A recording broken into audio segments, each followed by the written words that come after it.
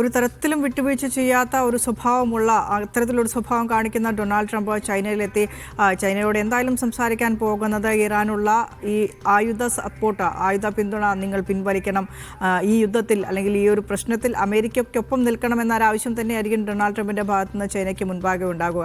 China ഇതുവരെ സ്വീകരിച്ചു വന്ന നിലപാടുകളിൽ വെള്ളം ചേർത്തുകൊണ്ട് അമേരിക്കയ്ക്കൊപ്പം നിൽക്കാൻ ചൈന തയ്യാറാകുമോ? ഇത് ഏത് രീതിയിലായിരിക്കും ഇനി മുന്നോട്ടുള്ള സമാധാന ചർച്ചകളെ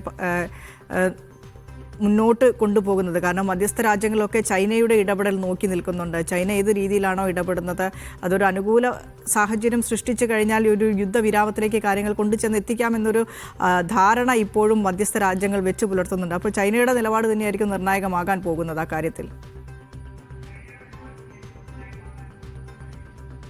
തീർച്ചയായിട്ടും മിനിസ്റ്റർ, ചൈന, റഷ്യ എന്നീ രണ്ട് രാജ്യങ്ങൾ, കാരണം ഇതുവരെയും കൃത്യമായിട്ടുള്ളൊരു നിലപാട് ഔദ്യോഗികമായിട്ട് ഈ രാജ്യങ്ങൾ പ്രകടിപ്പിക്കുന്നില്ല എങ്കിൽ പോലും അവർക്ക് ഇറാനുമായിട്ടുള്ള വലിയ ഒരു ബന്ധമുണ്ട്. അതുമാത്രമല്ല, അമേരിക്കയുടെ ഈ കടന്നാക്രമണത്തെ ഏറ്റവും ശക്തമായി തന്നെ ഈ രണ്ട് രാജ്യങ്ങളും വിമർശിക്കുന്ന തുടക്കം മുതൽ തന്നെ അവർ വിമർശിക്കുന്നുണ്ട്. ഈ മേഖലയിലെ ഗൾഫ് ഉൾപ്പെടെയുള്ള രാജ്യങ്ങളുമായും ചൈനക്കും റഷ്യക്കും നല്ല ആത്മബന്ധമാണ് എടുത്തിരിക്കുന്നത്.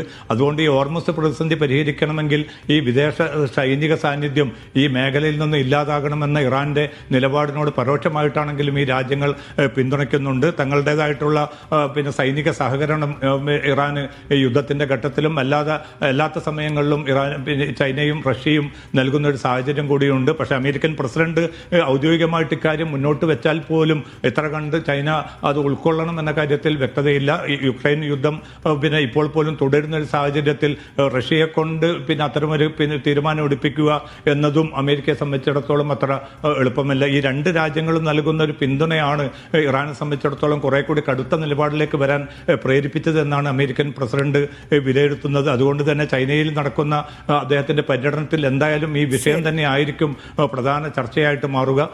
അക്കാര്യത്തിൽ ചൈനയുടെ പ്രസിഡന്റ് ഷീ ജിൻപിങ് ഉൾപ്പെടെയുള്ളവർ എന്ത് പ്രതികരണം നടത്തും എന്നതുകൂടി യുദ്ധത്തിന്റെ ഭാവിയെ അല്ലെങ്കിൽ തുടർ നീക്കങ്ങളെ ആശ്രയിച്ച് നിൽക്കുന്ന ഒരു ഘടകമാണ്. പക്ഷേ മേഖലയിലെ രാജ്യങ്ങൾ, ഗൾഫ് ഉൾപ്പെടെയുള്ള രാജ്യങ്ങൾ അതിശക്തമായി തന്നെ ഈ സംഘർഷം ഇനിയും ഈ സ്വഭാവത്തിൽ മുന്നോട്ട് പോകുന്നതിന് എതിരാണ്. ഇക്കാര്യം ഔദ്യോഗികമായി തന്നെ അവർ അമേരിക്കൻ നേതൃത്വത്തെ അറിയിച്ചിട്ടുണ്ട്. നയതന്ത്ര സാധ്യതകൾ പരമാവധി പ്രയോജനപ്പെടുത്തിക്കൊണ്ടൊരു യുദ്ധവിരാമമാണ് വേണ്ടത്. ആ അർത്ഥത്തിൽ തന്നെ മുന്നോട്ട് പോകണം.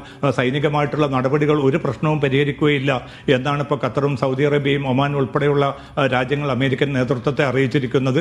അതുകൊണ്ട് കൂടിയാലോചനകൾ തുടരുന്നതും അതിന്റെ കൂടി അടിസ്ഥാനത്തിലാണ്. ഇനിയും അടുത്തൊരു നീക്കം വരികയാണെങ്കിൽ സ്വാഭാവികമായിട്ട് ഒരു കരയുദ്ധത്തിലേക്ക് ഉൾപ്പെടെ കാര്യങ്ങൾ നീക്കേണ്ടി വരും. അതിന് ഇപ്പോൾ നിലവിലുള്ള ഒരു സാഹചര്യത്തിൽ അമേരിക്കയെ സംബന്ധിച്ചിടത്തോളം അത്ര എളുപ്പമല്ല. ഒരു കാർഗ് ദ്വീപ് പിടിച്ചടക്കാൻ ഒരു പക്ഷേ സാധിച്ചേക്കും. പക്ഷേ അത് നിലനിർത്താൻ സൈനിക സാന്നിധ്യം മുന്നോട്ട് കൊണ്ടുപോകുക എന്നത് വളരെ ദുഷ്കരമായിട്ടുള്ള ഒരു അവസ്ഥയായിരിക്കും. അതുകൊണ്ട് തന്നെ ധൃതി പിടിച്ചൊരു തീരുമാനം പൊടുന്നനെ ഉണ്ടാവില്ല. നിലവിലുള്ള നാവിക ഉപരോധം തുടരുകയും അതോടൊപ്പം തന്നെ കുറെ കൂടി സാമ്പത്തിക ഉപരോധങ്ങൾ പ്രഖ്യാപിച്ചുകൊണ്ട് ഇറാനെ സാമ്പത്തികമായിട്ട് വരിഞ്ഞു മുറുക്കുക എന്ന ഒരു ഇറാനെ സമ്മർദ്ദത്തിലാക്കി ഹോർമൂസിന്റെ സർവാധികാരം ഏറ്റെടുക്കുക എന്നുള്ളത് തന്നെയാണ് US ഇപ്പോഴും ലക്ഷ്യം വെക്കുന്നത്. അതിനായുള്ള വഴികൾ തേടുകയാണ് ഡൊണാൾഡ് ട്രംപ്.